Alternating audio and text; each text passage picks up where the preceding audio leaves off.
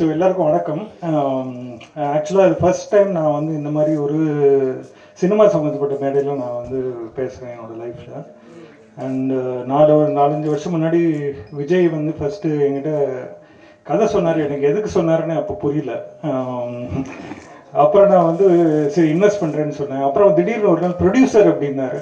எனக்கு ஆக்சுவலாக ப்ரொடியூசர்னா இன்னமும் எனக்கு வந்து சுத்தமாக என்னன்னு அது ஓகே இதெல்லாம் பண்ண போல் இருக்கு அப்படின்னு நான் வந்து நினச்சிட்டு இருக்கேன். இப்போவும் ஃபஸ்ட்டு ஒரு நாள் வந்து அவர் ஒரு 35 வீடு தேடி இருப்பார் அந்த லொக்கேஷனுக்கு. அவருக்கு வந்து அந்த எதுவாக இருந்தாலும் வந்து ரொம்ப பர்ஃபெக்டாக பண்ணணும் அப்படின்னு விஜய் வந்து முதலேருந்து அதில் ரொம்ப பர்டிகுலராக இருந்தார். ஸோ அந்த 35 வீடு தேடிட்டு இந்த ஒரு வீடு தான் எனக்கு வேணும், இது வந்து ஆனால் அந்த வீட்டோட ஓனர் வந்து படம் எடுக்கிறது கொடுக்க மாட்டேங்கிறாரு அப்படின்னாரு. ஸோ அப்போ தான் வந்து எனக்கு தெரிஞ்சது ப்ரொடியூசர்னா என்ன பண்ணணும்னு. என்கிட்ட வந்து கேட்டார், அவர்கிட்ட போய் எப்படியாவது இந்த வீட்டை தேடி பிடிச்சி கொடுத்துருவாங்கன்னு. ஸோ அவர் வந்து கொச்சினில் இருக்கார். அவரை போய் தேடி பிடிச்சி 4-5 வாட்டி சொம்படிச்சு அவரை வந்து கரெக்டாக கூட்டு வந்து அவர் வந்து இந்த வீட்டில் இப்படி பண்ணக்கூடாது, அப்படி பண்ணக்கூடாது, ஹாரர் படம் எடுக்கக்கூடாது, இதை எடுக்கக்கூடாதுன்னு பல கண்டிஷன் போட்டார்.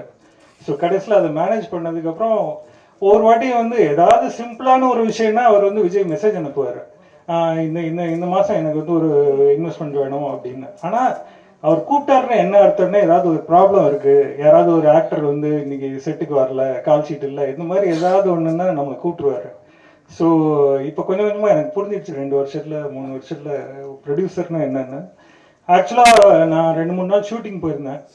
விஜய் வந்து அப்போ வந்து கிட்டத்தட்ட 103-102 டிகிரி காய்ச்சல் இருக்கும். ஆனால் அதோட வந்து அவர் வந்து ஆக்சுவலாக ரொம்ப கஷ்டப்பட்டு ஒர்க் பண்ணார் இந்த படத்தில். மோர் இம்பார்ட்டன்ட்லி இங்கே சில பேர் வந்து மேடையில் இருக்காங்க, இந்த actors and Vedha and Vaishak, கீழே மற்ற காஸ்ட் அண்ட் க்ரூ உட்காந்துருக்காங்க. அந்த மாதிரி வந்து ஒரு 30-40 பேர் ஒரே இடத்துல இவ்வளவு ஒரு கோர்வையாக வந்து ஒர்க் பண்ணி நான் வந்து என்னோட எந்த பிஸ்னஸ்லையும் நான் பார்த்ததில்லை. இவங்க வந்து ஆக்சுவலாக ஒரு ஃபேமிலி, ஒரு வெரி வெரி க்ளோஸ்லி நெட் டீமாக வந்து ஒர்க் பண்ணியிருக்காங்க. ஸோ அந்த ஒரு காரணத்துக்காகவும் விஜயோட எஃபர்ட்காகவும் அவரோட க்ரியேட்டிவிட்டிக்காகவும் I wish this movie becomes a big success. And நீங்கள் எல்லாரும் கண்டிப்பாக வந்து பார்க்கணும். Thank you very much. ரொம்ப சந்தோஷமாக இருக்கும் உங்களுக்கு முன்னாடி பேசுகிறதுக்கு. வந்திருக்கிற ப்ரெஸ் மீடியா எல்லாருக்கும் ரொம்ப நன்றி. விஜய்க்கு நான் ஒரு பெரிய நன்றி சொல்லியே ஆகணும். ஏன்னா அவர் இல்லைன்னா எனக்கு இந்த வாய்ப்பு இல்லை.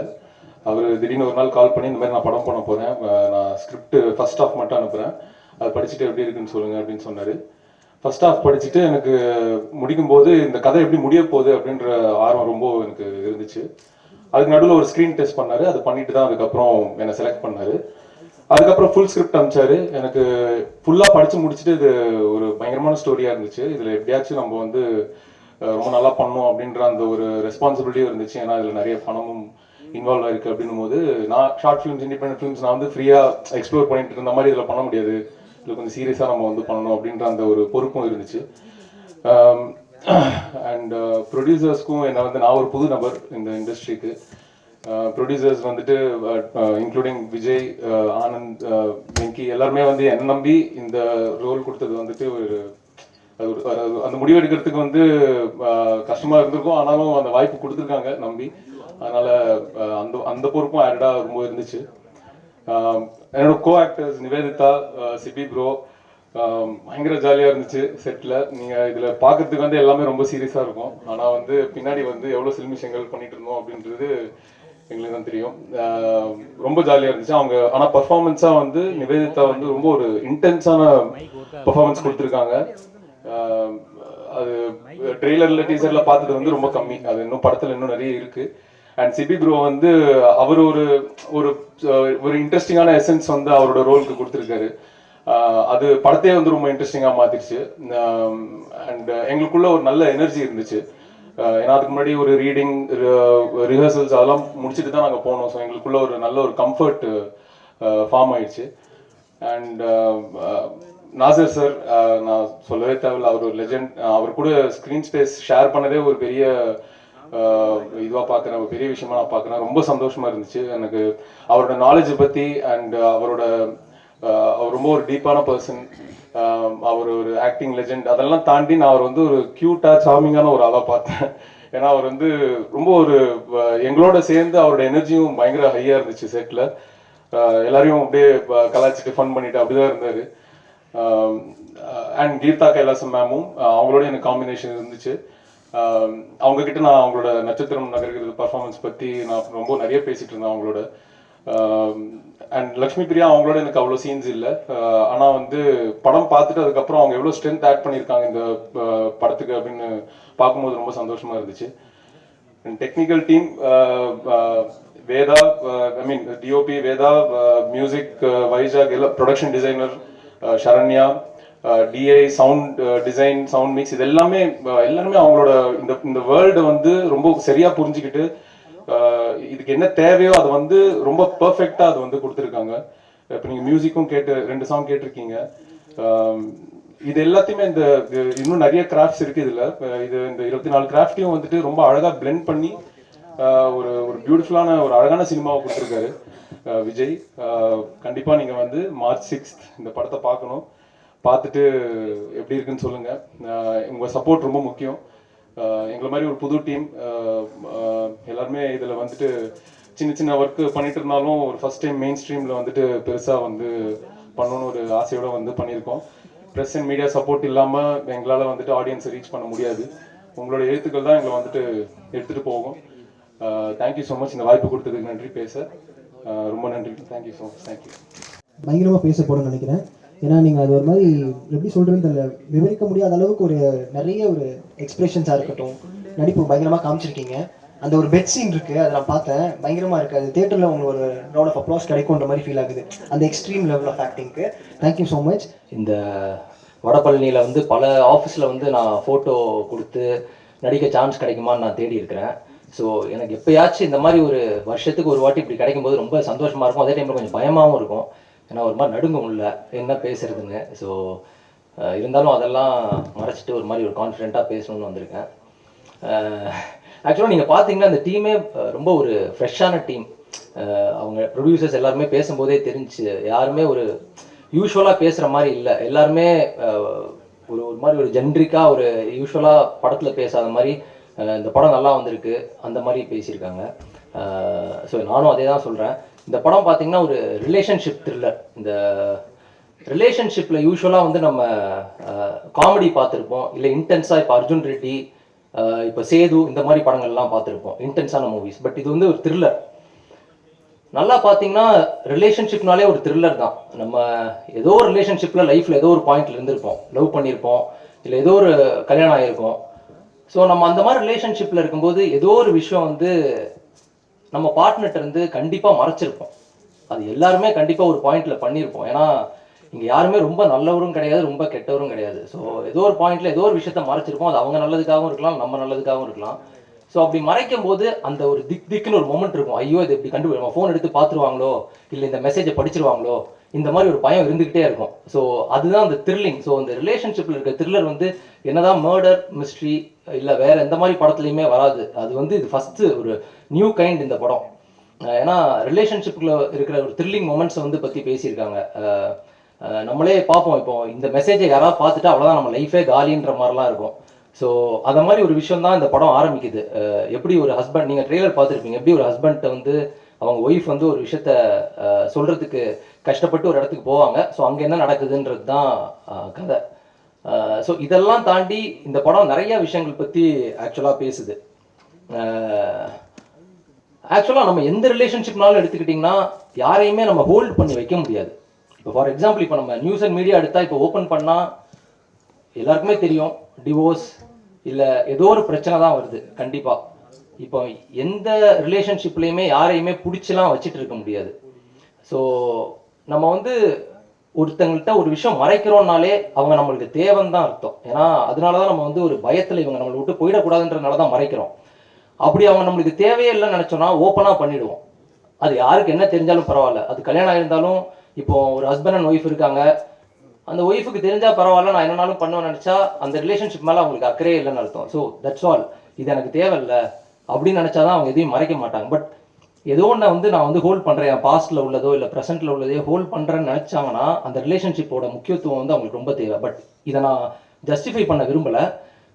அப்படி மறைக்கிறது தப்பு தான். பட் எவ்வளோ ஹானஸ்டாக இருந்தால் அது அவங்களுக்கு எவ்வளோ ஹர்ட் ஆகும், அந்த ரிலேஷன்ஷிப்பில் நம்ம ஏதோ ஒரு தப்பு பண்ணியிருப்போம். ஸோ அது எல்லாத்தையும் தாண்டி அதை வந்து எப்படியாச்சும் நம்ம எடுத்துகிட்டு போகணும்னு நினைக்கும் போது இந்த தப்பெல்லாம் மறைச்சி ஒரு விஷயத்தில் வந்து நம்ம நிற்கிறோம். அது வந்து நிறையா டைம் பேக் ஃபயரும் ஆகும். ஸோ அது நம்ம ஒன்றும் பண்ண முடியாது. இப்போ நம்ம நிறைய பார்க்குறோம். அதுவும் இப்போ எஸ்பெஷலாக இப்போ இந்த சினிமா இந்த ஃபீல்டில் எடுத்துக்கிட்டிங்கன்னா நிறையா டிவோர்ஸ், நிறையா ப்ராப்ளம்ஸ் வருது. ஒரு சைடு கல்யாணம் அந்த விஷயங்கள் பார்த்தா இன்னொரு சைடு வந்து அந்த பிரச்சனைகள் வந்து அதிகமாக இருக்குது. அது எனக்கு புரியுது. ஏன்னா வந்து இப்போ இந்த சினிமா ஃபீல்டு வந்து ரொம்ப ஒரு ஒரு சேலஞ்சிங்கான ஃபீல்டு. இப்போ ஏன்னா நான் வந்தேன்னா, நான் இப்போ இங்கே வரும்போது என்ன ஏதுன்னே தெரியாமல் ரொம்ப ஒரு ஒரு பிளைண்டாக தான் வந்தேன். அதனால தான் இங்கே வரவே முடிஞ்சுச்சு. நம்ம ரொம்ப யோசிச்சா இந்த ஃபீல்டில் வரவே முடியாது. அந்த கஷ்டம் ரொம்பவே அதிகம். இப்போ மென்டல் ஹெல்த்னு ஒன்று சொல்லுவாங்க. நான் அதை பற்றியும் கண்டிப்பாக பேசணும். இதை நான் கொஞ்சம் இன்டர்வியூஸ்லேயும் பேசியிருந்தேன். பட் மென்டல் ஹெல்த் வந்து நம்மளுக்கு ரொம்ப முக்கியம். அதுவும் இந்த ப்ரொஃபஷனை பொறுத்த வரைக்கும் நம்மளுக்கு வேலைன்றது டெய்லிலாம் இருக்காது. இப்போ நான் மேபி இப்போ ஃபார் எக்ஸாம்பிள் இப்போ என்ன எடுத்துக்கிட்டிங்கன்னா, நான் ஒரு 2 வருஷத்துக்கு முன்னாடி இந்த ஸ்டூடியோஸ் கிட்ட வந்தேன் பிரசாத்துக்கு. ஒரு இது அதுக்கப்புறம் 2 இயர்ஸ் ஆயிருக்கு எனக்கு இங்கே வரத்துக்கு. ஆனால் நான் படம் நடித்தது ஒரு 1.5 இயர்ஸ் முன்னாடி. ஸோ நீங்கள் பார்த்தீங்கன்னா ஒரு வருஷத்தில் ஒரு 50 நாள் தான் நம்மளுக்கு வேலையே இருக்குது. நான் ரொம்ப பிஸியான ஆர்டிஸ்ட்டை பற்றி சொல்லலை. கொஞ்சம் அப்கமிங்கில் இருக்கிறவங்க இல்லை ஒரு ப்ரொஃபஷனலாக பண்ணுறவங்களுக்குலாம் ஒரு 50-60 நாள் தான் வேலை இருக்கும். இல்லை பெரிய ஸ்டார்ஸ்ன்னு பார்த்தீங்கன்னாலும் இப்போ விஜய் சார், அஜித் சார் மாதிரி ஸ்டார்ஸ் பார்த்தீங்கன்னாலும் அவங்க ஒரு படம் நடிப்பாங்க வருஷத்துக்கு. அவங்களுக்கு ஒரு 120 நாள் தான் வேலை இருக்கும். மேக்ஸிமம் 100 நாள் இருக்கும். மீதி 200-300 நாள் நம்ம வீட்டில் சும்மா தான் இருக்கணும். அந்த 300 நாள் நம்மளோட மென்டல் ஹெல்த்தை ரொம்ப கவனமாக பார்த்துக்கணும். ஏன்னா அந்த மென்டல் ஹெல்த்தை வந்து நம்ம மிஸ் பண்ணிட்டோம்னா நம்ம ஃபேமிலி, நம்ம ரிலேஷன்ஷிப் எல்லாமே ரொம்ப அஃபெக்ட் ஆகுது அந்த மென்டல் ஹெல்த்னால. ஏன்னா நம்மளுக்கு வந்து இங்கே பல பிரச்சனை இருக்கும். காசு வராது. 9 to 5 ஜாப் மாதிரி இது கிடையாது சினிமா. ஸோ இது எல்லாத்தையுமே நம்ம கவனித்து ஒரு ஃபேமிலியை ரன் பண்ணி போகிறதுன்றது ரொம்ப கஷ்டம். இது எல்லாருக்குமே இங்கே நடக்கிறது தான். ஸோ அந்த கஷ்டத்தையும் தாண்டி இங்கே நம்ம நினச்சிருக்கணும்னா நம்ம கொஞ்சம் அந்த மென்டல் ஹெல்த்தை வந்து நம்ம அந்த 60 நாளுக்கு வேலை பண்ணுறதை நோக்கி ஓடிக்கிட்டே இருப்போம். அந்த 300 நாள் இது சொல்கிறது வேணால் ரொம்ப ஈஸியாக இருக்கலாம். ஆனால் சொல்கிற அளவுக்கு ஈஸி கிடையாது. இப்போ ஒருத்தரோட ஒரு சைடை பார்ப்போம். லைக் அவங்க ஏதோ தப்பு பண்ணிட்டாங்க, இல்லை அந்த தப்புலேருந்து அவங்க ஏதோ ஒன்று நடக்குது அப்படின்றத ஒரு சைடு பார்ப்போம். பட் நம்ம இன்னொருத்தரோட சைடையும் பார்க்கணும். ஏன்னா இப்போ ஒரு எம்பத்தின்ற விஷயம் வந்து நான் இப்போ ரீசெண்டாக ரொம்ப முக்கியம்னு நினைக்கிறேன் நம்மளோட பீஸ்க்காக. ஏன்னா நம்ம இன்னொருத்தரோட இப்போ ஒருத்தர் வந்து ஏதோ ஒரு தப்பு பண்ணிட்டாருன்னா அந்த தப்பை மட்டுமே சொல்லாமல் அவர் ஏன் பண்ணார், என்ன எதனால நடந்திருக்கும். இப்போ ஃபார் எக்ஸாம்பிள் இப்போ என்ன வச்சே சொல்கிறேன். இப்போ நான் ஒரு படத்தில் போயிட்டு ஃபுல்லாக ஆடிஷன்லாம் பண்ணி செலக்ட் ஆகிட்டேன்னு வச்சுக்கோங்க. திடீர்னு வந்து அந்த படம் வந்து இல்லைன்னு சொல்லுவாங்க ஃபோன் பண்ணி. எனக்கு பயங்கரமாக கோவம் வரும். நான் என்னோட ஃபிசிக்கல் ஹெல்த்தையும் மென்டல் ஹெல்த்தையும் கெடுத்துக்கிற அளவுக்கு ஏதாச்சும் ஒரு வேலை போய் பண்ணுவேன். ஏன்னா அது என்னால் ஹேண்டில் பண்ண முடியாது. இப்போ நான் போயிட்டு ஏதாச்சும் எங்கேயாச்சும் போவேன், ட்ராவல் பண்ணுவேன். அதை வந்து என்னோட ஃபேமிலி மெம்பர்ஸால் ஹேண்டில் பண்ண முடியாது. ஸோ அந்த டைமில் வந்து நம்ம அவங்கள பற்றி யோசித்தோம்னா, ஐயோ இது அவங்க வேணுன்னே சொல்லியிருக்க மாட்டாங்க, அவங்களுக்கு ப்ரொடக்ஷன் சைட்லேருந்து ஏதாச்சும் ஒரு இஷ்யூஸாக இருந்திருக்கும், இல்லை நம்மளோட பெட்டராக இருந்திருப்பாங்க. இந்த மாதிரி நம்ம பீஸ்க்காக நம்ம இதெல்லாம் யோசிச்சோம்னா நம்மளோட மென்டல் ஹெல்த்தும் சரியாக இருக்கும். இன்னொன்று அவங்களையும் நம்ம ரொம்ப தப்பான ஒரு மோட்டிவ்ல பார்க்க மாட்டோம். ஸோ இந்த எம்பத்தி நம்ம எல்லாருக்குமே கொஞ்சம் தேவைப்படுது. லைக் இப்போ நம்ம டக்குன்னு கை நீட்டி சொல்லிடுறோம், இவன் தப்பு, அவன் தப்பு, இவரோட ஃபேமிலி சரியில்லை, அவரோட ஃபேமிலி சரியில்லை, இவர் சரியாக பார்த்துக்கல, அவங்க சரி. பட் அதெல்லாம் தாண்டி கொஞ்சம் அவங்க மற்றவங்களோட ஒரு சைடையும் பார்த்து நம்ம கொஞ்சம் புரிஞ்சு நடந்தோம்னா நல்லா இருக்கும். ஏன்னா ஒரு விஷயத்த பார்க்கறதுனால அதெல்லாம் தாண்டி இப்போ நான் படத்தை பற்றி பேசும்போது ஆக்சுவலாக அந்த ரிலேஷன்ஷிப் தான் இந்த படமே. இன்னைக்கு ரிலேஷன்ஷிப்ன்றது ரொம்ப இன்டென்ஸாக போயிட்டு இருக்குது. நம்ம விஷயம் வந்து ரொம்ப இன்டென்ஸாக இருக்குது. நம்ம அதை பற்றி ஒரு வீடியோ போட்டாவோ இல்லை வந்து ரிலேஷன்ஷிப் பற்றி பேசினாவோ ரொம்ப நிறையா ஒரு ஒரு ட்ராக்ஷன் வருது. இந்த படத்தில் என்னோட கேரக்டர் பார்த்தீங்கன்னா ஒரு எக்ஸ் பாய் ஃப்ரெண்டாக வரேன். இது வந்து ஒரு இன்ட்ரெஸ்டிங்கான கேரக்டர். பட் ரியல் லைஃப்ல இந்த மாதிரி எக்ஸ் எல்லார் லைஃப்லையுமே இருந்திருக்கும். இப்போ நீங்கள் ஏதோ ஒரு ரிலேஷன்ஷிப் இருந்தீங்கன்னா உங்களுக்கு எக்ஸ் பாய் ஃப்ரெண்டோ எக்ஸ் கேர்ள் ஃப்ரெண்டோ இருந்திருப்பாங்க. அது பிரச்சனையே கிடையாது. அதில் எந்த தப்புமே கிடையாது. அப்படி இருக்கிறது ரொம்ப நல்லது தான். ஒரு ரிலேஷன்ஷிப்லேருந்து நம்ம முன்னேறி அடுத்ததுக்கு போகிறோன்னு. பட் எங்கே அந்த பிரச்சனை ஆரம்பிக்குதுன்னா, இப்போ ஃபார் எக்ஸாம்பிள் நம்ம இப்போ ஒரு கரண்ட் ரிலேஷன்ஷிப்பில் இருப்போம். அப்போ வந்து 2 பேருக்குள்ள ஏதோ ஒரு சண்டை நடக்கும். அந்த சண்டை நடக்கும்போது ஒரு கம்பேரிசன் ஒரு ஃபேக்டர் வருது. எப்படின்னா, அங்கே இருக்கும்போது நான் எப்படி இருந்தேன், அவன் என்னை எப்படி பார்த்துக்கிட்டான், இப்படின்றத அந்த எக்ஸ் பாய் ஃப்ரெண்டோ எக்ஸ் கேர்ள் ஃப்ரெண்டை பற்றியோ சொல்லும் போது அந்த கரண்ட்டாக இருக்கிறவங்களுக்கு மைண்டு வந்து உடஞ்சிரும். ஏன்னா என்றைக்குமே அந்த கம்பேரிசன் வந்து நம்ம பண்ணவே கூடாது. அப்படி அங்கே இருக்கும்போது ஜாலி அப்படி இருந்தால் அது எக்ஸே கிடையாது, அதை விட்டுட்டு போயிடணும். அதனால தான் இங்கே பல பிரச்சனைகள் வருதுன்னு நினைக்கிறேன். ஏன்னா இது எனக்கும் பர்சனலாக நடந்திருக்குது. நம்மளால் அதை ஹேண்டில் பண்ண முடியாது. ஏன்னா நான் தான் இருக்கிறேனே, அப்புறம் இதுக்கு அந்த எக்ஸை பற்றி பேச அப்போ அவங்க கூடயே போய் இருக்க வேண்டியதானே அப்படின்ற மாதிரி ஒரு ஒரு ஒரு கோபமும் வரும், ஒரு இதுவும் வரும். இந்த கம்பேரிசன் ஏன் சொல்கிறேன்னா, இந்த கம்பேரிசன் ஒன்று மற்றவங்களை அஃபெக்ட் பண்ணும், இல்லை நம்மளை அஃபெக்ட் பண்ணிப்போம். இப்போ ஃபார் எக்ஸாம்பிள் இப்போ நம்ம நிறைய சோஷியல் மீடியாவில் டைம் ஸ்பெண்ட் பண்ணுறோம். இப்போ எப்படி பார்த்தாலுமே ஒருத்தரோட ஒருத்தர் பெட்டராக தான் இருப்பாங்க. இன்னைக்கு நீங்கள் சோஷியல் மீடியா இன்ஸ்டாகிராம் எடுத்தீங்கன்னா, இப்போ நான் ஒரு ப்ரொஃபைல் பார்க்குறேன்னா கண்டிப்பாக என்னோட இன்னொரு ப்ரொஃபைல் ரொம்ப பெட்டராக இருக்கும். இதை நான் மென்டல் ஹெல்த்தோட சொல்கிறேன். இப்போ நம்ம வந்து ஒரு நாளைக்கு ஒரு 5 hours 6 hours சோஷியல் மீடியாவில் டைம் ஸ்பெண்ட் பண்ணுறோம். ஸோ இப்போ நம்ம இன்ஸ்டாகிராம் இல்லை ட்விட்டர் பார்த்தோம்னா ஒருத்தருக்கு திடீர்னு ஒரு ஃபாலோயிங் வரும், ஒருத்தருக்கு திடீர்னு ஒரு பயங்கர போஸ்ட் வரும், ஒருத்தர் திடீர்னு ஒரு பெரிய ஸ்டார் ஆவார். அது தப்பே கிடையாது. மக்களுக்கு யாரை எப்போ பிடிக்கும்னு சுத்தமாக தெரியாது. அவங்களுக்கு எப்போ பிடிச்சாலுமே நம்ம ஏற்றுக்கணும். ஸோ இந்த கம்பேர் பண்ணி நான் அவனோட பெட்டராக தானே இருக்கிறேன், எனக்கு ஏன் வரமாட்டேங்குது, இல்லை அவன்லாம் ஒரு ஆளா, அவன் எதுக்கு இவ்வளோ பெரிய ஆளாகிறான், இப்படி யோசிச்சுட்டே இருந்தோம்னா நம்மளையும் கெடுத்துப்போம், கூட இருக்கவங்களையும் கெடுத்துப்போம் அந்த ஒரு கோவத்தில். ஸோ இது எல்லாத்தையுமே ஏன் எனக்கு பேசணும்னு தோணுச்சுன்னா, இந்த சுச்சுவேஷன்லாம் நானும் இருந்திருக்கிறேன், நானும் இப்படி யோசிச்சிருக்கிறேன். என்னோட லைஃப்பும் இந்த மாதிரி விஷயத்தில் வந்து கொஞ்சம் அஃபெக்ட் ஆகிருக்குது. அப்புறம் யோசித்தேன், இதெல்லாம் எதுக்கு நம்ம இவ்வளோ யோசிக்கிறோம், நம்மளோட தட்டில் இருக்கிற சோறை யாருமே சாப்பிட முடியாது. அதே மாதிரி இன்னொருத்தன் தட்டில் கொஞ்சம் அதிகமாக இருந்துச்சுன்னா அவன் சாப்பிட்டு போகிறான், நம்ம கெப்பாசிட்டி இவ்வளோ தான், இது சாப்பிட்டா போதுன்ற மாதிரி ஒரு ஜோனில் தான் இப்போ வந்தாச்சு. ஸோ இது எல்லாமே இந்த படத்தில் வந்து ரிலேட் பண்ணி பேசுகிற மாதிரி இருக்குது. ஏன்னா இந்த படம் வந்து ரிலேஷன்ஷிப், மென்டல் ஹெல்த், ஸோ எல்லாத்த பற்றியுமே பேசுது. இதுக்கு பெருசாக ஒரு சொல்யூஷன்லாம் நம்ம கொடுக்கல, இது இப்படி இருந்தால் நல்லாயிருக்கும் அப்படி இருந்தால். பட் எல்லாத்தையும் ஒரு ஹியூமனைஸ் பண்ணணும். இப்போ 2 பேர் கல்யாணம் ஆயிடுச்சு, கல்யாணம் ஆகி ஒரு 2வது நாளில் வந்து எனக்கு இந்த புருஷனை பிடிக்கல, இல்லை இந்த ஒய்ஃபை பிடிக்கலன்னா இது என்ன கல்யாணத்துக்கு முன்னாடியே யோசிச்சிருக்கலாமே, என்ன இப்போ வந்து சொல்கிறேன்னு கேட்குறது ஈஸி. பட் அதை கேட்குறதையும் கொஞ்சம் நம்ம காது கொடுத்து கேட்டோம்னா பெட்டர். ஏன்னா கல்யாணத்துக்கு முன்னாடி யோசிக்கிறாங்களோ இப்போ யோசிக்கிறாங்களோ அவங்களுக்கு தோணி இருக்குது இல்லை, அது அட்லீஸ்ட் சொல்கிறாங்களே. சில பேர் சொல்லாமல் கொள்ளாமல் போய் ஏதோ பண்ணுறாங்க. பட் அந்த சொல்கிறத வந்து கொஞ்சம் காது கொடுத்து கேளுங்க அப்படின்றது தான் இந்த படத்தில் ஒரு மெயின் இது. ஏன்னா இந்த டாபிக் நம்ம இது வரைக்கும் பேசினதே இல்லை. எல்லாருமே வந்து ஒரு மாதிரி ஒரு ஜட்ஜ்மெண்ட்டுக்குள்ளே போயிடுவோம். ஆமாம் இதெல்லாம் தெரிஞ்சுட்டு அப்புறம் கல்யாணம் பண்ணியா அப்படின்ற மாதிரி போயிடும். தெரிஞ்சாலும் ஓகே, ஏதோ ஒரு மோமெண்ட்டில் அவங்களுக்கு வந்து அது செட் ஆகலை, இல்லை பிடிக்கல, சரி யோசி கேளு. அவனை கல்யாணத்துக்கு முன்னாடி தெரியல, இப்போ அவன் பெரிய சைக்கோவாக இருக்கிறான், என்ன பண்ணுறது. ஸோ அந்த சைக்கோ கூடயே வாழ முடியுமா? இப்போ ஃபார் எக்ஸாம்பிள் நான் வந்து சின்ன வயசில் ஒரு அப்பார்ட்மெண்ட்டில் இருந்தேன். எங்கள் பக்கத்து வீட்டில் வந்து ஒரு சண்டை டெய்லி நடக்கும். நான் வந்து ஒரு 1st ஸ்டாண்டர்ட்லேருந்து 10th ஸ்டாண்டர்ட் படிக்கிற வரைக்கும் பாத்திரம்லாம் உடையும், ஃபுல்லாக வந்து அடிச்சுட்டு அந்த ஒய்ஃப் போட்டு இது பண்ணுவோம். நான் யோசிப்பேன் டெய்லி என்னடா இப்படி நடக்குது, எப்படா இந்த மனுஷன் இவங்களோட இவ்வளோ நாள் இருக்கிறானே அப்படின்ற மாதிரி யோசிப்பேன். பட் இன்னைக்கு தேதிக்கு இதெல்லாம் கொஞ்சம் கம்மியாக இருக்குது. ஏன்னா இப்போ ஒரு ஹஸ்பண்டோ ஒய்ஃபோ கொஞ்சம் செட் ஆகலைன்னா சொல்லிட்டு பிரிஞ்சிடுறாங்க. அந்த விதத்தில் நம்ம ரொம்பவே மாறி இருக்கோம். பட் இருந்தாலும் இந்த விஷயங்கள்லாம் கொஞ்சம் கொஞ்சமாக நம்மளும் கொஞ்சம் புரிஞ்சுக்கிட்டு இதை வந்து கொஞ்சம் ஹியூமனைஸ் பண்ணால் நல்லது அப்படின்றது எனக்கு தோணுது. இதை தாண்டி இப்போ நம்ம பேஷன் அப்படின்னு இருக்கும்போது நம்ம அதை நோக்கி கொஞ்சம் ஓடிட்டே இருந்தோம்னா இது எல்லாமே மறந்துடும்னு தோணுது. இதை நான் நிறைய ஆக்டர்ஸோட ஒர்க் பண்ணியிருக்கேன். இப்போ நான் விஜய் சாரோட மாஸ்டர் பண்ணியிருக்கேன், அப்புறம் அஜித் சாரோட துணிவு பண்ணியிருக்கேன். அந்த டைம் நிறையா பர்சனலாக பேசியிருக்காங்க. ஸோ அவங்க ரொம்ப ஒரு ஹியூமனாக இருக்காங்க.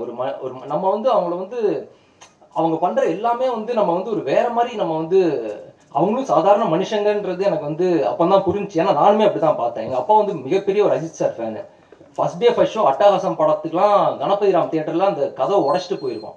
அப்படி பார்த்தவரை வந்து நம்ம நேரில் பார்க்கும்போது இல்லை பேசும்போது அவங்களும் நம்மள மாதிரி ஒரு சாதாரண மனுஷங்க தான், அவங்களுக்கும் நம்மள மாதிரி சாதாரண ஆசைகள்லாம் இருக்குது, ரொம்ப சாதாரணமான ஒரு பழக்கங்கள்லாம் இருக்குது. இது எல்லாமே எனக்கு அங்கே பழகும்போது தான் புரிஞ்சுச்சு. ஸோ இது ஸ்டார்ஸ்ன்றதுனால அவங்க ரொம்ப இவங்க எப்படா இதெல்லாம் பண்ணுறாங்கன்ற மாதிரி இல்லாமல் இவங்களும் மனுஷங்க, அவங்களுக்கும் நல்லதும் இருக்கும் கெட்ட சைடும் இருக்கும். So they are also humans. அந்த ஒரு ஜோன் வந்து எனக்கு புரிஞ்சுச்சு. ஸோ இது எனக்கு என்ன ஏன்னு தெரில, இப்போ சொல்லணும்னு தோணுச்சு. இப்போ நிறையா மீடியா இதெல்லாம் பார்க்கும்போது எனக்கு ரொம்ப பேசணும்னு தோணுச்சு. ஸோ இந்த படமும் அதை பற்றி பேசுது.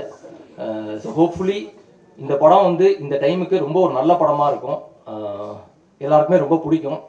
இந்த ரிலேஷன்ஷிப் த்ரில்லர்ன்றது ஒரு புது ஜானராக இருக்கும். ப்ளஸ் டேரக்டர் சொல்ல வந்த கருத்து வந்து ரொம்ப ஜென்யூனாக இருக்கும். ஸோ கண்டிப்பாக எல்லாருமே போய் பாருங்கள். நல்லா இருந்துச்சுன்னா கண்டிப்பாக அப்ரிஷியேட் பண்ணுங்கள். உங்கள் சப்போர்ட் கண்டிப்பாக தேவை. ஃபர்ஸ்ட்லேருந்தே எனக்கு நிறைய சப்போர்ட் பண்ணியிருக்கீங்க. நான் சின்ன சின்ன படங்கள் பண்ணி ஷார்ட் ஃபிலிம்ஸ்லாம் பண்ணி வந்ததுலேருந்தே ரொம்ப சப்போர்ட் பண்ணியிருக்கீங்க. இந்த படத்துலையும் உங்கள் சப்போர்ட் தேவை. இதை அப்படியே இக்னோர் பண்ணிடாம ஒரு ரிவ்யூஸ்லாம் இருந்தால் கண்டிப்பாக ரிவ்யூஸ் போடுங்க. வியூஸ் வருதுன்றதுக்காக இல்லை அதுக்காக நம்ம, ஏன்னா நானே பார்ப்பேன் நிறைய படத்துக்கு ரிவ்யூஸே வரமாட்டேங்குது. ஸோ கொஞ்சம் ரிவ்யூஸ் இருந்தால் போடுங்க, நல்லதோ கெட்டதோ போடுங்க. அந்த டிஸ்கஷன்ஸ் வந்துச்சுன்னா பெட்டராக இருக்கும். இப்போ நான் பேசினதாக இருக்கட்டும், இல்லை இந்த படத்தில் பேசின கருத்தாக இருக்கட்டும், அது உங்களுக்கு தப்பாக இருக்கலாம், இன்னொருத்தருக்கு ரைட்டாக இருக்கலாம். ஸோ பட் அந்த டிஸ்கஷன் ரொம்ப முக்கியம்னு நினைக்கிறேன். ஸோ அதை பற்றி அட்லீஸ்ட் பேசவா செய்யலாம். ஏன்னா இன்னைக்கு நாளைக்கு இந்த மாதிரி ப்ரொடியூசர்ஸ்லாம் வரணும்னா இந்த மாதிரி கொஞ்சம் அட்லீஸ்ட் இந்த படம் காசு எடுக்குது இல்லை அதெல்லாம் தாண்டி கொஞ்சம் பேசுகிறாங்க அப்படின்னா கொஞ்சம் சந்தோஷமாக இருக்கும். கண்டிப்பாக நல்ல படம் ப்ராஃபிட்டபுளாக தான் இருக்கும். பட் இருந்தாலும் அட்லீஸ்ட் ஒரு இக்னோர் பண்ணிடாமல் ஒரு ஒரு ஒரு பேச்சாச்சு இருக்கலாம்னு எனக்கு தோணுது. ஸோ ஹோப்ஃபுல்லி இந்த படம் எல்லாருக்குமே ஒரு பெரிய பிகினிங்காக இருக்கும். என் கூட நடித்தவங்க நிவேதா, அதுல் எல்லாருமே ஒரு நல்ல ஆக்டர்ஸ். அவங்களுக்குமே ஒரு பெரிய ஆப்பர்ச்சுனிட்டி. நாசர் சாரோட நடித்தது நான் ரொம்ப ரொம்ப பெருமையாக நினைக்கிறேன். ப்ளஸ் லக்ஷ்மி பிரியா, கீதா மேம் எல்லாருமே ரொம்ப ரொம்ப கோஆப்ரேட்டிவாக பண்ணாங்க. Thank you so much. அடுத்து சீக்கிரமே இன்னொரு படத்தோட உங்களை வந்து சந்திக்கிறேன். தேங்க்யூ. நிஜமாலே ரொம்ப எமோஷ்னலாக இருக்குது இன்னைக்கு இந்த ஸ்டேஜில் நிற்கிறது. ஹோ பட்டர்ஃப்ளை. கேப்டன் மில்லர் படம் முடிச்சதுக்கப்புறம் ஃபிசிக்கலாக எமோஷ்னலாக ரொம்ப டிஃபிகல்ட்டான ஒரு ஃபிலிம். ஆல்மோஸ்ட் ஒரு வருஷம் அந்த படத்துக்காக போட்ட உழைப்பு எல்லாமே நிறைய லேர்னிங் இருந்தது. பட் நான் எதிர்பார்த்த அளவுக்கு ஐ ஃபெல்ட் லைக் எனக்கு வந்து என்னோட விஷ் வந்து கிராண்ட் ஆகலன்னு தோணுச்சு அந்த டைமில். ஸோ அப்போ I was going through a phase. Maybe this profession is not for me. Maybe நம்ம வேற ஏதாவது பண்ணலாமே லைஃப்பில், வை ஆர் வி வேஸ்டிங் டைம்ன்ற மாதிரி ஒரு டிப்ரெஸிங்கான ஒரு ஃபேஸ் தான் அது. So let's take a break அப்படின்னு யோசிக்கும் போது தான் Vijay sir reach out to me. அப்போ தான் ஹோ பட்டர்ஃப்ளை என் லைஃப்பில் வந்தது. One of the best narration இது வரைக்கும் நான் கேட்டதுலேயே. ரொம்ப அருமையான ஒரு நரேஷன். ரொம்ப கஷ்டம் அந்த நரேஷன் சொல்கிறதுக்கே, ஆனால் அவ்வளோ அழகாக அந்த நரேஷன் சொன்னார். அண்ட் அவ்வளோ ஒரு டீப்பான ஒரு கேரக்டர். நான் என் லைஃப்பில் அந்த டைமில் இருந்த சுச்சுவேஷனும் இந்த கேரக்டர் எனக்கு வந்த டைமிங்கும் பயங்கரமாக அலைன் ஆச்சு. ஓகே இந்த படம் பண்ணலாம் அப்படின்னு சொல்லிட்டு ரிஹர்சல்ஸ் நிறைய rehearsals and all we had. அதுக்கப்புறம் ஷூட்டுக்கு போகலாம் அப்படின்ட்டு ஃப்ளைட் ஏறி எல்லாரும் கிளம்பி செட்டுக்கு போனாங்க. அன்னைக்கு ஈவினிங் நான் ஃப்ளைட் ஏறுறதுக்கு முன்னாடி I went through a major surgery. அந்த டைமில் வந்து again do I have to really do திஸ்ன்ற மாதிரி ஒரு கொஷின். பட் அந்த டைமில் எத்தனையோ ஸ்டார்ஸ் இருக்காங்க, இன்னமும் நம்ம இண்டஸ்ட்ரியில் வந்து காம்ப்ளெக்ஷன் பற்றி பேசிட்டு தான் இருக்காங்க, டஸ்கி டோன் பற்றி பேசுகிறாங்க. இன்னும் நிறைய படங்களில் வந்து நிறைய ஹைரார்கி இருக்குது. அது எதுவுமே கிடையாது இந்த டீமில். அதுதான் என்னோட மோஸ்ட் ஃபேவரட். பட் நான் ஏன் இதை சொல்ல வந்தேன்னா, அந்த டைமில் அவங்க எவ்வளவோ பெரிய ஸ்டார்ஸ் செலக்ட் பண்ணி அவங்கள வந்து ஷூட் போயிருக்கலாம். பட் எனக்காக வெயிட் பண்ணி அந்த டேட்ஸை வந்து புஷ் பண்ணி நீங்கள் வாங்க அப்படின்னு சொல்லி, அப்போ ஹாஸ்பிட்டலில் தே டோல் மீ 2 months ஆச்சு I need to take rest. But இவங்க எனக்காக பண்ணனால 10 நாள் I went back to set. But அதுக்கு நான் என்றைக்குமே கிரேட்ஃபுல்லாக இருப்பேன். To all the producers, to my director. It's a lot to do for someone like that who's new to this industry.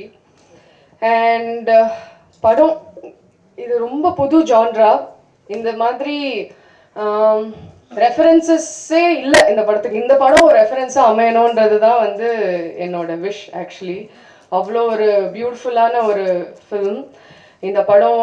Thriller அதெல்லாம் தாண்டி நிறைய டீப்பான விஷயங்கள் இருக்குது இதில். சோஷியல் மெசேஜ் எதுவுமே கிடையாது. பட் இந்த படம் ஒரு ஹியூமன் எமோஷன்ஸ் பற்றி, நம்ம எல்லாரும் லைஃப்பில் கோத்ரூ பண்ணுற நிறைய emotions like guilt, regret, broken heart, இது எல்லாத்தையும் பற்றி அந்த படத்தில் வந்து பேசியிருக்கோம். ஒரு பியூட்டிஃபுல்லான ஒரு ஹீலிங் ஜேர்னி இருக்கும் இதில். எவ்வளோதான் வந்து டெரரைசிங்காவோ ஹாரராகவோ த்ரில்லர் மாதிரி இருந்தாலும் படம் முடிஞ்சு நீங்கள்லாம் வெளியில் வரும்போது மனசார ஒரு ஸ்மைலோடு வருவீங்கன்னு நான் நம்புகிறேன். அந்த மாதிரி ஒரு மேஜிக் இருக்குது இந்த படத்தில் டெஃபினட்டாக.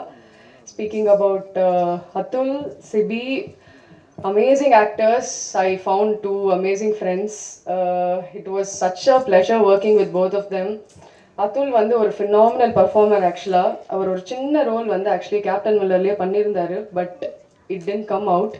பட் இந்த படத்தில் வந்து அவர் என் கூட நடிக்க வரும்போது நாங்கள் நிறைய ரிஹர்சல்ஸ்லாம் பண்ணும்போது தான் தெரிஞ்சது அவருக்குள்ளே எவ்வளோ ஒரு டெப்த் இருக்குது. and what a long journey he's had in this profession. It's not that easy in the profession to be, creating a known space for you. So all the best, Atul. Do well. And Sibi, very, very sorted guy. I wish you all the best, Sibi. You have a lot, he has a lot of good intention.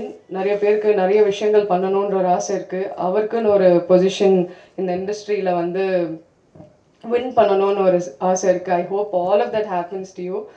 All the very best. And Vijay, எவ்வளோ சொன்னாலும் நன்றிகள் பத்தவே பத்தாது. நான் என்றைக்குமே அவர்கிட்ட என்ன சொல்வேன்னா, cinema உங்களை வந்து கெடுத்துடக்கூடாது, என்றைக்குமே இதே மாதிரி இருங்க. இந்த மாதிரி டைரக்டர்ஸ் ரொம்ப ரேராக அமைவாங்க லைஃப்பில். ஆக்சுவலி இந்த படம் செட்டுக்கு போகும்போது எனக்கு ஒரு ஃபிலிம் செட் மாதிரியே இல்லை. எத்தனையோ படங்கள் பண்ணியாச்சு. ஆக்சுவலி இப்போது 10 years ஆகுது. ரொம்ப சூஸ் பண்ணியிருக்கேன். 10 yearsல இது ஒரு என்னோட 10th ப்ராஜெக்ட். பட் இந்த செட்டுக்கு போகும்போது ஃபிலிம் செட் மாதிரியே இல்லை. ஒரு என்னோட பியர்ஸோட, என்னோட ஃப்ரெண்ட்ஸோட ஒரு க்ரியேட்டிவ் கொலாபரேஷன் மாதிரி இருந்தது. எந்த ஒரு வித்தியாசம் கிடையாது. இவங்க பெரிய ஆக்டர் சின்ன ஆக்டர் கிடையாது. ஏடிஸ்லேருந்து டெக்னீஷியன்ஸ்லேருந்து எல்லாருமே சரிசமமாக இருந்து க்ரியேட் பண்ணோம். அது அவ்வளோ ஒரு நல்ல எக்ஸ்பீரியன்ஸாக இருந்தது. ஆக்சுவலி இந்த மாதிரி நிறைய பேரோட எனக்கு ஒர்க் பண்ணணும்னு திருப்பி ஆசை, அந்த ஹோப் வந்து இந்த படம் மூலிமா எனக்கு வந்திருக்கு. ஸோ எல்லாருக்கும் ரொம்ப நன்றி. சமீப காலமாக நிறைய சின்ன படங்களுக்கு உங்களோட எழுத்துனாலையும் உங்களோட வார்த்தைகள்னாலையும் அதுக்கு ஒரு பயங்கரமான ஒரு அங்கீகாரம் கொடுத்துருக்கீங்க. அதே மாதிரி இந்த படத்துக்கும் நீங்கள் வந்து சப்போர்ட் பண்ணுவீங்க, நீங்கள் வந்து உங்கள் வேர்ட் ஸ்ப்ரெட் பண்ணுவீங்க நான் நம்புகிறேன். So thank you so much. Also Vizag, இவர் வந்து இன்னும் கொஞ்சம் நாளில் 100% ஒரு பெரிய இடத்துல இருப்பார். அவ்வளோ பியூட்டிஃபுல்லாக இருக்குது அவரோட மியூசிக், அவ்வளோ சோல்ஃபுல்லாக இருக்குது. இந்த படத்துலேயே என்னோட ரொம்ப ஃபேவரெட்னா அந்த பட்டர்ஃப்ளை தீம் தான். அது கேட்கும்போது ஏதோ அந்த மனசு சம்திங் ஹேப்பன்ஸ், அந்த ஒரு மேஜிக் இருக்குது அந்த தீமில். So amazing Vaisakh. நான் இப்போ தான் வந்து எல்லா பாட்டும் கேட்டேன். So yeah, so thank you so much. Thanks to everybody. I hope all of you love the film. March 6 தியேட்டரில் வருது. தியேட்டரில் போய் எல்லாரும் பாருங்கள். தியேட்டருக்காகவே பண்ண படம் இது. சிங் சவுண்டில் பண்ணியிருக்கோம். நீங்களும் அந்த ரூம்லேயே இருந்து எக்ஸ்பீரியன்ஸ் பண்ணணுன்றதுக்காகவே சிங் சவுண்டில் நிறைய எஃபோர்ட் போட்டு பண்ணியிருக்கோம். I hope all of you love it. Thank you. எல்லாரும் அவங்களோட ஸ்டைலில் வந்து பேசி எனக்கு கொஞ்சம் எனர்ஜி கொடுத்துருக்காங்கன்னு தான் சொல்லணும். Thank you for that. நான் வந்து சினிமாவுக்கு வந்து ஒரு 7-8 வருஷம் ஆச்சு. அதுக்கு முன்னாடி நான் ஃபைனான்ஸ் துறையில் ஒரு 12 வருஷம் இருந்தேன். சினிமாவுக்கு வந்ததுக்கான மெயின் காரணம் வந்து சின்ன வயசுலேருந்தே அஃப்கோர்ஸ் ஒரு ஈடுபாடு உண்டு. அதுக்கு முக்கியமான காரணங்கள் என் அம்மா அப்பா இங்கே உட்காந்துருக்காங்க. அவங்க 2 பேருமே பயங்கர தீவிரமான சினிமா பக்தர்கள். அதுலேருந்து வந்த ஒரு விஷயம். ஸோ ஃபைனான்ஸ்லேருந்து நான் வெளியில் வந்தபோது எனக்கு சினிமா வந்து எதனா தனித்துவமாக பண்ணணும், பிரத்யேகமாக நான் மட்டுமே பண்ண முடிகிற மாதிரி விஷயங்கள் பண்ணணும் அப்படின்னு சொல்லிட்டு தான் நான் இங்கே வந்தேன். அதுதான் என்னோட ஆசையாக இருந்தது. ஸோ அதை பண்ணுறதுக்கான அவகாசம் தான் இந்த 7-8 வருஷம் ஆயிடுச்சு. இப்போது இந்த படம் ஒரு 3 வருஷமாக நாங்கள் இப்போது பண்ணி இப்போது திரைக்கு வரப்போகுது. இந்த கதையை வந்து ஃபஸ்ட் நான் வந்து ஒரு 2019-20 எழுதிட்டு அதுக்கப்புறம் சரியாக வராமல் 2023 வந்து என்னோட கோரைட்டர் ஹரிஷ் அவரும் இருக்கார். அவரோட சேர்ந்து நாங்கள் முடிச்சுட்டு அதை வந்து மவுண்ட் பண்ண ட்ரை பண்ணோம். ப்ரொடியூசர்ஸ் தேடி அலைஞ்சோம், ஆக்டர்ஸ் தேடி அலைஞ்சோம். ஒரு விஷயம் அப்போ ரொம்ப கிளியராக புரிஞ்சுது. இது வந்து நாங்கள் எடுக்க ட்ரை பண்ணுற இந்த படம் வந்து ஒரு சாதாரணமாக எல்லாருக்கும் புரிகிற மாதிரி ஒரு ஏற்கனவே இருக்கிற பேட்டர்னில் இல்லை அப்படின்ற ஒரு விஷயம் புரிஞ்சுது. இது வந்து தட் வாஸ் த மெயின், அது என்ன சொல்கிறது, அட்ராக்ஷன். இந்த படம் பண்ணுறதுக்கான அட்ராக்ஷனாகவும் இருந்தது, பண்ணுறதுக்கான பெரிய அப்டக்கிளாகவும் அதே தான் இருந்தது. ஸோ அதை பண்ணுறதுக்கான இந்த சூழல் எப்படி இருக்குது அப்படின்னு சொன்னால், இப்போ ப்ரொடக்ஷன் ஹவுசஸ் இருக்காங்க, எஸ்டாப்ளிஷ் ப்ரொடக்ஷன் ஹவுசஸ் இருக்காங்க. அவங்ககிட்ட போயிட்டு இந்த படம் மாதிரி இது அப்படின்னு சொல்லும்போது தான் வந்து உங்களுக்கு ஆக்சுவலி வந்து அவங்களால ஒரு ரெஃபரன்ஸ் புரிஞ்சுக்க முடியுது. அப்போ தான் அவங்களுக்கு அந்த கான்ஃபிடன்ஸ் வருது. அந்த மாதிரி இந்த கதை இல்லாத போது நாங்களே ப்ரொடியூசர்ஸ் ஆக வேண்டியதாக போயிடுச்சு. இதுதான் வந்து ஸோ யூனிக்கான ஒரு ஐடியா எடுத்துகிட்டு வரணும்னா நீங்களா ஒரு ப்ரொடியூசர் ஆனால் தான் ஒரே வழின்றது தான் நாங்கள் வந்து பல வருஷங்கள் இதை ட்ரை பண்ணி இதை எடுத்துகிட்டு வர ட்ரை பண்ணி நாங்கள் கற்றுக்கிட்ட ஒரே விஷயம்.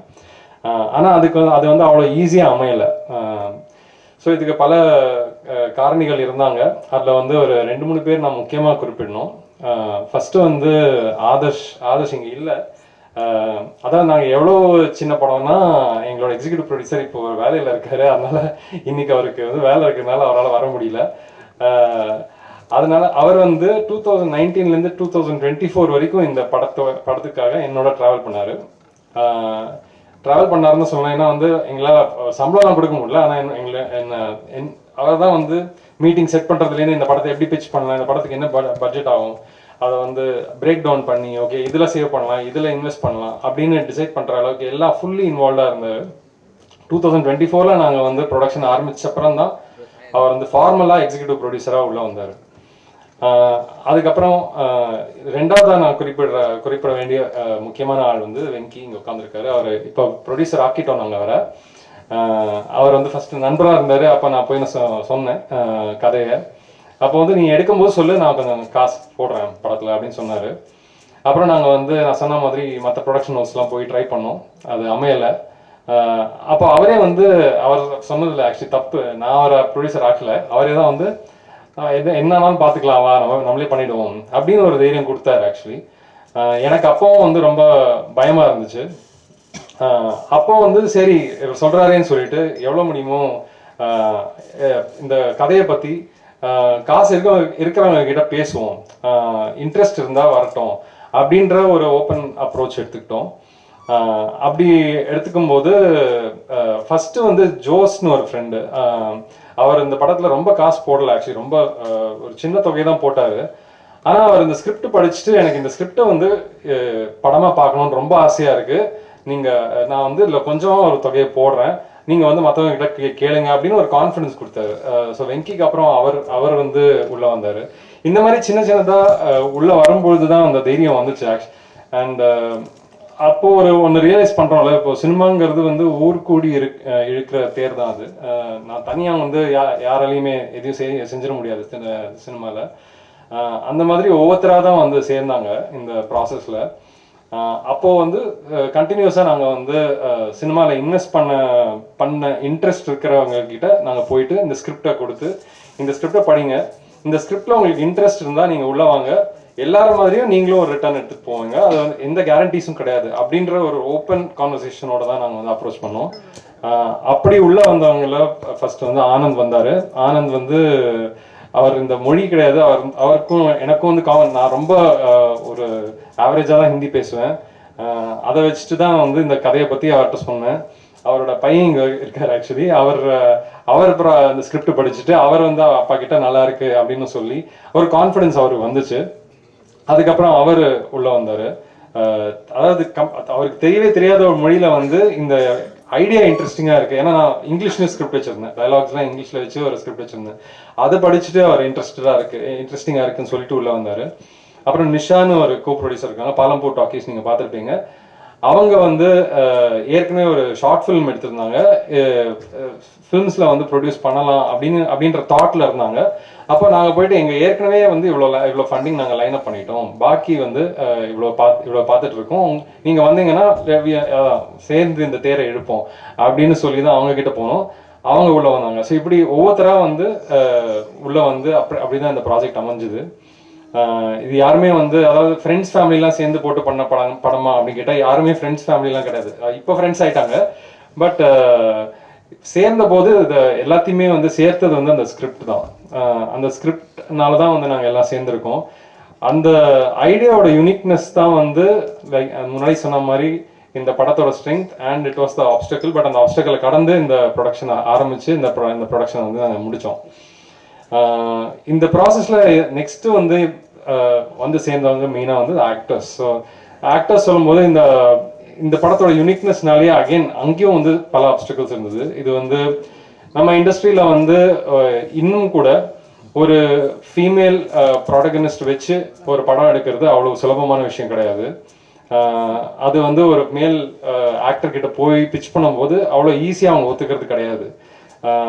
ஏன்னா வந்து at the end of the day அவங்க ஏற்கனவே இருக்கிற அந்த மைண்ட் செட்டில் பார்க்குறவங்க நிறைய பேர் இருக்காங்க இன்னும். அப்படி அந்த சுச்சுவேஷனில் வந்து இந்த ஸ்கிரிப்டோட ஸ்ட்ரென்த்தில் நான் அப்படி பார்க்கல. நான் ஆக்சுவலி வந்து இந்த 3 கேரக்டர்ஸோட ஒரு ட்ரையாங்கிளாக தான் இந்த படத்தை பார்த்தேன். ஆனால் அதில் மெயின் ப்ராடகனிஸ்ட் வந்து ஃபீமேல் தான்.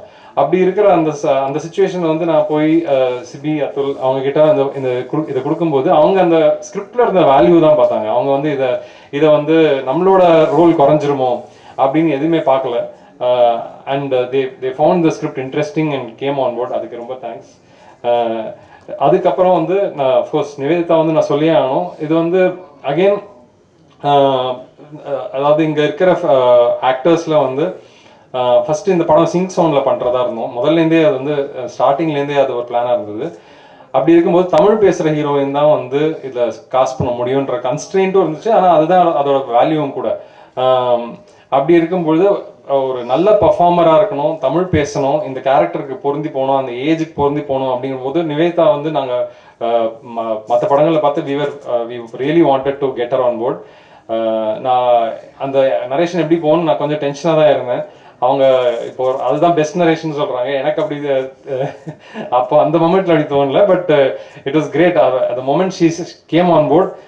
அப்படியே எங்களுக்கு ஏன்னா அது வரைக்கும் நாங்கள் நிறைய பேர்கிட்ட போய் பிச் பண்ணி அது ஒரு பெரிய ப்ராசஸாக போய் எங்களால் ஆக்சுவலி வந்து ஒரு லீட் ஃபீமேலை வந்து கண்டுபிடிக்கவே முடியல அந்த பாயிண்ட் வரைக்கும்.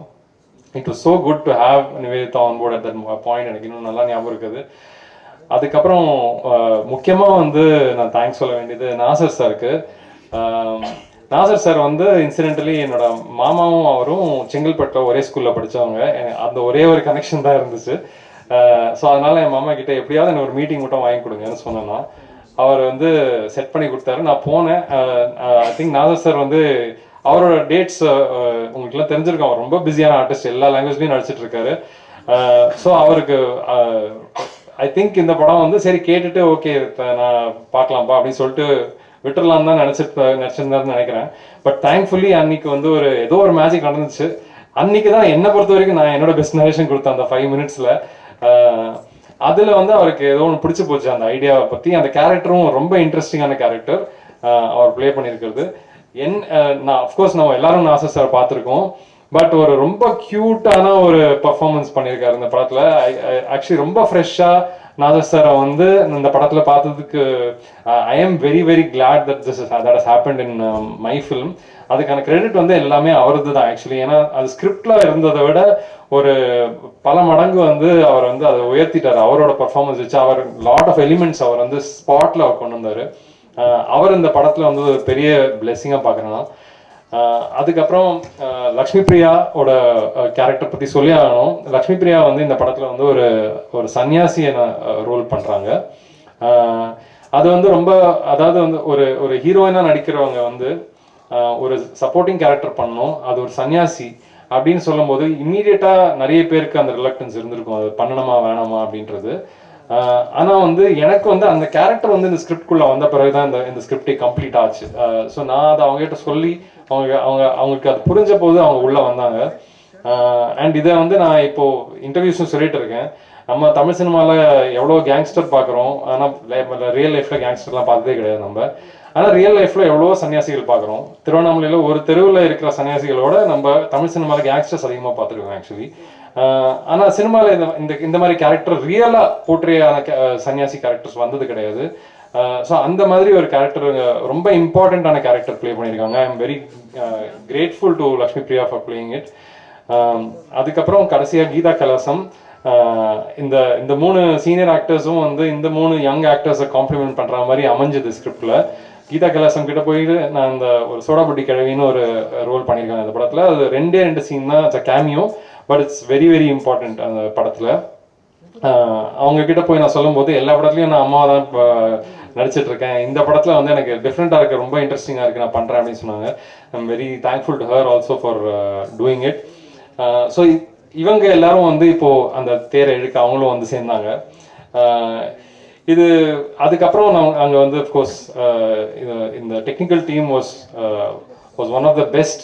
ஐ மீன் நான் வந்து every single department, whether it is music or sound design, sound mixing, whether it is VFX. எங்களோட படத்தில் ஒரு பட்டர்ஃப்ளை இருக்குது. அந்த பட்டர்ஃப்ளை நீங்கள் பார்த்துருப்பீங்க. That is fully animated butterfly. அந்த பட்டர்ஃப்ளை வந்து ஒரு பேர் வச்ச கேரக்டராக வருது படத்தில். அதுவும் I mean it is very very important. அதனால தான் படம் பேர் ஓ பட்டர்ஃப்ளைன்னு வச்சுருக்கோம். அந்த அளவுக்கு இம்பார்ட்டண்ட்டான கேரக்டர். ஸோ அதனால் VFX ரொம்பவே நேர்த்தியாக பண்ண வேண்டிய கட்டாயம் இருந்தது. அது வந்து ரொம்பவே நல்லா பண்ணி கொடுத்துருக்காங்க இந்த VFX team, Ashwin and his team. Very very thankful for that. Yeah, and then the most important, I feel the soul of the film is the music. Vaishak.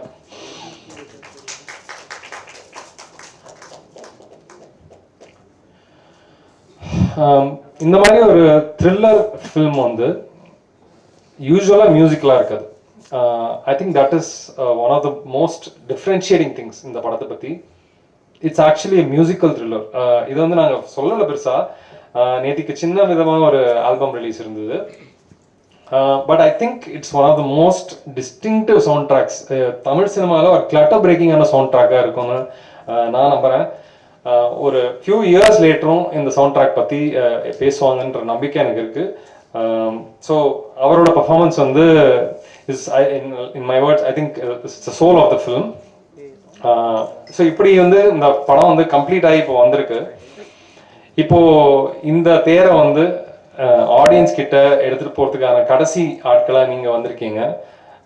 Tamil சினிமாவோட ஆடியன்ஸ் வந்து என்னை பொறுத்த வரைக்கும் இந்தியாவோட மெயின் ஸ்ட்ரீம் ஆடியன்ஸோட பெஸ்ட் ஆடியன்ஸ் வந்து தமிழில் தான் இருக்காங்கன்னு நான் சொல்லுவேன்.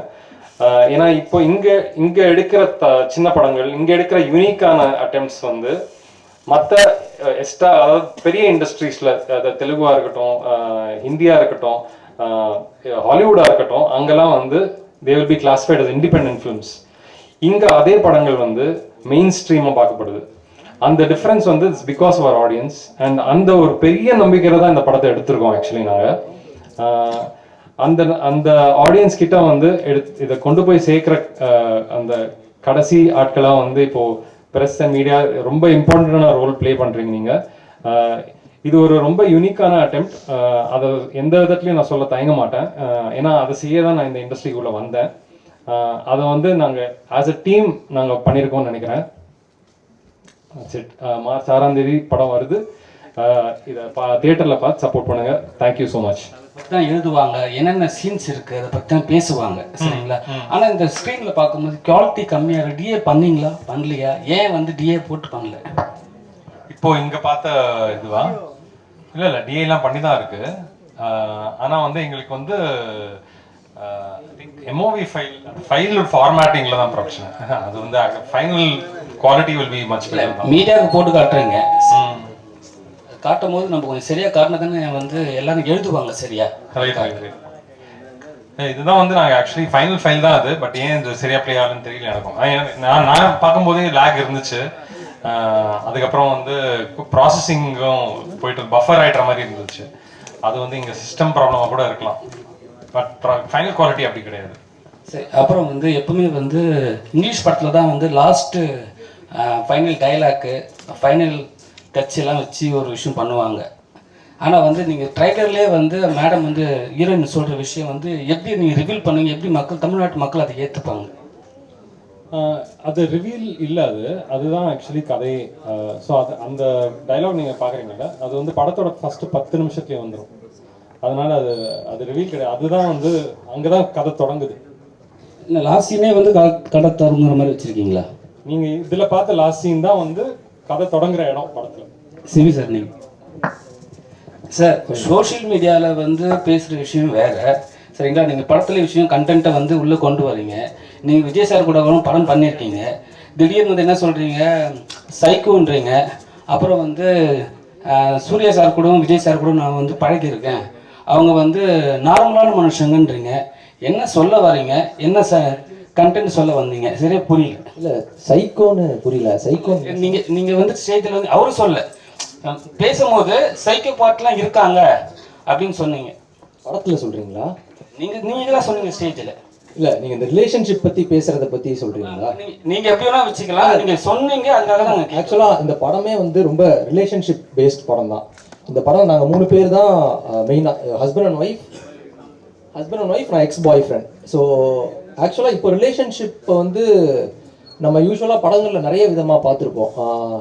காமெடியாக பார்த்துருப்போம், இல்லை இன்டென்ஸாக பார்த்துருப்போம், ஒரு த்ரில்லராக பார்த்தது இல்லை. ஆனால் ரியலாக நம்ம லைஃப்பில் உள்ள எல்லா ரிலேஷன்ஷிப்புமே ஒரு த்ரில்லர் தான். திக்குன்னு இருக்கும். இப்போ கல்யாணம் ஆனவங்களுக்கு வேறு மாதிரி இருக்கும், பாய் ஃப்ரெண்ட் கேர்ள் ஃப்ரெண்டுக்கு வேறு மாதிரி. இப்போ லவ் டுடே பார்த்துருப்பீங்க, அதில் ஒரு ஃபோன் எடுத்து பார்த்ததுனால எவ்வளோ பிரச்சனை, அதுதான் இன்றைக்கி நடக்குது. எல்லா ஒரு ஃபோன் எடுத்து பார்த்துட்டாலே அங்கே உங்களுக்கு ப்ராப்ளம்ஸ்லாம் இருக்குது. ஸோ இதுதான் இந்த படத்தோட இதே. லைக் எப்படி இவங்க வந்து ஒரு விஷயத்த அவங்க ஹஸ்பண்ட்டை சொல்ல முடியாமல் தவிக்கிறாங்க, தப்பான இடத்துல நான் வந்துடுறேன், ஸோ வந்தால் எப்படி இருக்கும், இதுதான் கதையோட இது. ஸோ நான் அதை தாண்டி இப்போ விஜய் சார் அஜித் சார் கூட பழகிருக்கேன்னு சொன்னது ரொம்ப பாசிட்டிவ் வேல சொன்னேன். நான் அவங்களோட ரொம்ப டைம் ஸ்பெண்ட் பண்ணியிருக்கேன், அதுவும் அஜித் சாரோட ரொம்ப பண்ணியிருக்கேன். இப்போ நிறைய விஷயங்கள் எனக்கு சொல்லியிருக்கிறாரு. ரொம்ப நானுமே எல்லாரும் மாதிரி பார்த்த ஆட்கள். ஏன்னா எங்கள் அப்பா வந்து நான் சேலம்லேருந்து வந்தேன், எல்லா படமும் ஃபர்ஸ்ட் டே ஃபர்ஸ்ட் ஷோ போவோம். ரொம்ப வெறித்தனமான ஃபேன் எங்கள் அப்பா இத்தனைக்கும் ஒரு டாக்டர் சைக்காட்ரிஸ்ட். அவர் இப்படி ஒரு கண்ணாடி உடச்சிட்டு போகிற ஒரு ஃபேனாக நானே பார்த்து அதிர்ச்சி ஆகியிருக்கேன். பட் அவரோட பழகும்போது ரொம்ப சராசரியான எனக்கு அந்த ஃபர்ஸ்ட் நாளே எனக்கு அந்த அவ்வளோ தூரம் ஒரு ஈக்குவலாக ஒரு ட்ரீட் பண்ணார். ஏன்னா நம்ம வந்து ஸ்டார்ஸ் அப்படி பார்க்குறோம்ல, ஸோ அதெல்லாம் இல்லை. நானுமே ஒரு சராசரியான ஆள், எனக்கும் அதை சொன்னார் அவரே, எனக்கும் எல்லா விதமான நல்லதும் இருக்குது கெட்டதும் இருக்குது, ஸோ அதை அக்செப்ட் பண்ணிக்கணும் அப்படிங்கிற மாதிரி.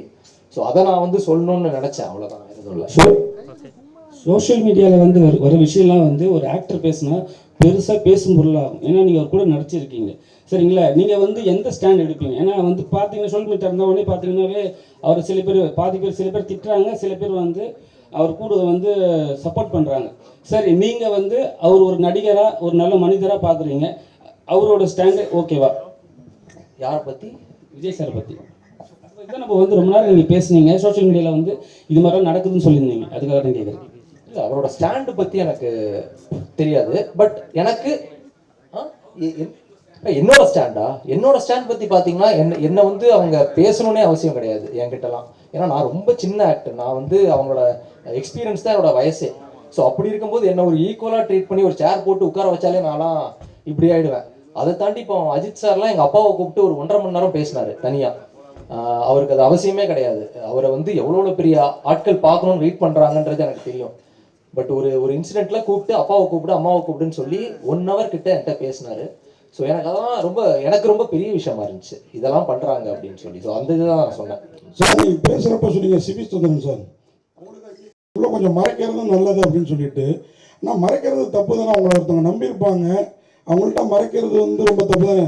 என்னை பொறுத்த வரைக்கும் காதலி வச்சிருக்கிறத மனைவிக்கிட்டையும் மனைவி இருக்கிறத காதலிக்கிட்டையும் சொல்றது சரின்னு நினைக்கிறேன். ஆனால் இந்த படமும் அதை வலியுறுத்தாதனால தான் அந்த பிரச்சனைகள்லாம் வரும்னு நினைக்கிறேன். நீங்கள் காதலி வச்சிருக்கிறத மனைவிக்கிட்டையும் மனைவி இருக்கிறத காதலிக்கிட்டையும் சொல்லக்கூடாதுன்னு சொல்றீங்க. இல்லை சார், நான் அப்படி சொல்லலை. இப்போ இந்த பாசிட்டிவ் வே சொல்கிறேன். இப்போ நம்ம யாருமே இங்கே தப்பு பண்ணாத ஒரு ஆட்களே கிடையாது சார். எல்லாருக்குமே ஏதோ ஒரு விதத்தில் ஒரு தப்பு பண்ணியிருப்போம். அதை வந்து நம்மளுக்கு மனைவி காதலின்னு சொல்லல, நம்மளோட ஃப்ரெண்டுக்கிட்டே சில விஷயம் சொன்னா இது ரொம்ப தப்பா. இப்போ நம்ம ஃப்ரெண்டை விட்டுட்டு ஒரு இடத்துல சாப்பிட போயிருப்போம், இதை நம்ம சொன்னா தப்பா புரிஞ்சுப்பான்னு சொல்லி சில விஷயம் மறைப்போம். அது மறைக்கிறவன் தான் லைக் ஏதோ ஒரு விஷயத்த நம்ம எல்லாத்தையும் போய் சொல்லிட்டு அவ்வளோ நல்லவங்களும் கிடையாது, அவ்வளோ கெட்டவங்களும் நம்ம நான் ரியல் லைஃப்ல பார்த்தது இல்லை சார். அவ்வளோ நல்லவங்க படத்துலயும் அப்படிதான். நான் கொஞ்சம் கிரே ஷேட் தான். ஸோ ரொம்ப நல்லவனா இருந்தா அது கொஞ்சம் நடிக்கிற மாதிரி இருக்குது. ஸோ நான் இதுதான், நான் இப்படிதான் அப்படின்னு இருக்கிறது பெட்டர். ஸோ அப்படிதான் இங்க எல்லாருமே இருக்கணும், எல்லாருமே அப்படிதான் இருக்கிறாங்க. அப்படி இல்லை, நான் எல்லாத்தையும் நான் வந்து இப்போ சில விஷயங்கள் சொல்லி அதனால இப்போ அந்த ரிலேஷன்ஷிப்பே பிரேக் ஆகுற நிலைமைக்கு போகுது, நான் அதை ஒருத்தங்க சொல்றாங்கன்னா அது தேவையில்லைன்னு தான் அர்த்தம். இல்லை, நீங்க சொல்றப்ப சொன்னீங்க நான்லாம் விழுந்தாலும் உண்மையை சொல்லிடுற ஆளுன்னு வச்சுக்கோங்களேன். ஆனால் நீங்க சொல்றப்ப சொன்னீங்க அந்த மாதிரி சொல்லக்கூடாது, அதை மறைக்கிறது, ஏன்னா அவங்க மனசு என்ன பாடுபடும் அப்படிங்கிற மாதிரி சொன்னீங்க. ஆனால் நம்ம பண்ற அயோக்கியத்தனத்தை அவங்களா தெரிஞ்சுக்கிறப்ப இன்னும் ரொம்ப மோசமா இருக்கும்ல நம்ம நிலைமை. இல்லை சார், நான் அயோக்கியத்தனத்தை மீன் பண்ணி சொல்லலை, ஜென்ரலா சொல்றேன். ஒரு ரிலேஷன்ஷிப் தேவைன்னு நினைச்சா சில விஷயங்கள் நம்மளே சாலிடா நம்ம வந்து ஸ்டாப் பண்ணுவோம். இந்த விஷயம் எனக்கு ஒரு ஃப்ரெண்டா வேணும்னு நினைச்சேன்னா இவர்கிட்ட இருந்து சரி நான் அது என்ன சொல்றது ரொம்ப அன்ஹார்ம்ஃபுல்லான திங்ஸ் சொல்றேன், இவர் ஹார்ம் பண்ற மாதிரி ஒரு விஷயத்த சொல்லல, அதை அவங்களுக்கே சொன்னாலும் என்னைக்கா ஒரு நாள் தெரிஞ்சிடும் சார். எதையுமே பெருசாலாம் மறைக்க முடியாது, நம்ம வாழ்க்கையிலே அப்படிதான். சில விஷயம் தெரியணும்னா அது போய் தெரிஞ்சிடும், மறைச்சலாம் வாழ்ந்துட்டு இருக்க முடியாது. பட் அன்ஹார்ம்ஃபுல்லா சில ரிலேஷன்ஷிப் வேணும்னு நினைச்சோம்னா அதை சொல்ல மாட்டோம்.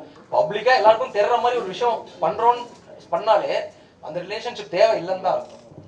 சார் ஹீரோயின்ட்ட கொடுங்க. ஹீரோயின் மேடம், எல்லாருக்குமே இந்த ஃபுட்டு ட்ரெஸ்ஸு அவங்க எமோஷன் எல்லாமே பர்சனல் தான். எமோஷனல் சண்டை பிரச்சனைலாம் எல்லாருக்கும் வர்றதும் ஓகே தான். இந்த படத்தில் வந்து ஒரு எமோஷனலான சீனில் தம் அடிக்க மாதிரி வருது. நாங்கள் ஜென்ஸ் தம் அடித்தாலே ரொம்ப பாதிப்பு அப்படிங்கும். அந்த மாதிரி எல்லாரும் டென்ஷனில் தம் அடித்தா நாடு எடுத்துக்காகும். அடிக்க கூடாதுதான், ஆனா அது ஒரு கதாபாத்திரம், ரியாலிட்டி இல்ல. சோ அந்த கதாபாத்திரத்துல அவங்க வந்து சில பிரச்சனைகள் கோத்ரூ பண்றாங்க. ஸோ ஒரு ஆக்டரோட வேலையே வந்து அந்த ஒரு பாத்திரமா அதுக்கு உயிர் கொடுக்கறது தான். ஸோ நான் அதை அவ்வளோதான் அப்படிதான் பார்க்குறேன்னு தவிர நான் அதை ப்ரமோட்டோ பண்ணல. நான் ஒரு டீ டோட்டலர், அவ்வளோதான் நான் சொல்ல வரேன். அந்த கேரக்டருக்கு ஜஸ்டிஸ் பண்ணணும். என்னோட நடிப்புக்கு ஒரு தீனி மாதிரி தான் அந்த படம். எனக்கு வயிறு ஃபுல்லாக இருக்கு இந்த படம் நடிச்சது, அவ்வளோதான். இந்த படம் பார்க்குற லவ்வர்ஸ் ஓகே, ஒரு ஹஸ்பண்டு எக்ஸ் லவ்வர்லாம் இந்த படம் பார்த்தா படம் முடிஞ்சு வெளியே வரும்போது என்ன மெசேஜ் எடுத்துகிட்டு போவோம்? இல்ல, என்ன மெசேஜ் அப்படின்றது கிடையாது. இது சோஷியல் மெசேஜோ அந்த மாதிரி இல்ல. இப்போ ஒரு 3 பேர் வந்து ஒரு இக்கட்டான ஒரு சிச்சுவேஷன்ல மாட்டியிருக்காங்க. அந்த சிச்சுவேஷன்ல இருந்து வெளியில வரதுக்கு நடுவுல ஒரு டைம் இருக்கு இல்லையா, அதுல நம்ம நிறைய கோத்ரூ பண்ணுவோம் எமோஷனலா. அந்த எமோஷன்ஸை பத்தி தான் இந்த படம், இந்த ஜேர்னி. இது எல்லார் வாழ்க்கையிலயும் அப்படியே சும்மா நடக்கிற விஷயம் கிடையாது, நடக்கவும் கூடாது, அந்த மாதிரி நடக்க கூடாது. பட் அந்த மாதிரி நடக்கும்போது எப்படி அவங்க அதுல இருந்து வெளியில மீண்டு வராங்க, அது ஒரு ஹீலிங் ஜேர்னியா தான் நான் பாக்குறேன். ஆனா வெளியில வரும்போது எக்ஸ் பாய் ஃப்ரெண்டா தான் சரி, ஹஸ்பண்டா தான் சொல்லி அவங்க சந்தோஷமா தான் வெளியில வருவாங்களே தவிர இது யாருக்கும் ஹர்ட்ஃபுல்லா இருக்காது.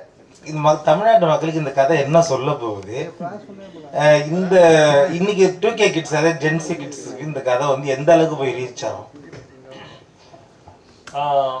ஸோ இப்போ வந்து நம்ம லைஃப் வந்து நம்மளை பற்றியே தான் அப்படின்னு வந்து நம்ம இப்போ இருக்கிறவங்க, அதாவது ரொம்ப செல்ஃப் சென்ட்ரிக்கான ஒரு லைஃப் வாழ்ந்துட்டு இருக்கோம். 2K கிட்ஸ், ஜென்சி கிட்ஸ் எல்லாருமே அதை சொல்கிறாங்க. அப்படி இருக்கும்போது தான் நம்ம வந்து ரொம்ப எல்லாமே நம்மளால தான் நடக்குதோ, நான் செஞ்ச தப்புனால தான் அது நடந்துச்சோ அப்படின்னு நம்ம யோசிச்சுட்டே இருக்கோம். இல்லைன்னா வந்து அது என்னாலதான் நடந்துச்சு அப்படின்னு பெருமை எடுத்துக்கிறோம். இந்த மாதிரி ஒரு செல்ஃப் சென்ட்ரிக்கான ஒரு லைஃப் தான் நம்ம வாழ்ந்துட்டு இருக்கோம். அதுல இருக்கும்போது அது ஒரு ட்ராப் தான் ஆக்சுவலி. அந்த ட்ராப்ல இருந்து எப்படி வெளியில வருதுங்கிறது தான் படம். அது ஐ திங்க் அதுதான் வந்து பர்சனலா ஒவ்வொருத்தரும் இந்த எஸ்பெஷலி நீங்க சொன்ன ஜென்ரேஷன்ல இருந்து பார்க்கும்போது அந்த மெசேஜ் தான் அவங்க எடுத்துப்பாங்கன்னு நான் நினைக்கிறேன்.